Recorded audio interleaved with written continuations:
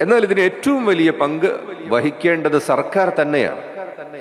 ഇത്രയും വ്യാപകമായി ഇത് വ്യാപിക്കുന്നതിൽ സർക്കാരിന് യാതൊരു നിയന്ത്രണവും കിട്ടുന്നില്ല എന്ന് പറയുന്നത് എങ്ങനെയാണ് നമുക്ക് വിശ്വസിക്കാൻ സാധിക്കുക?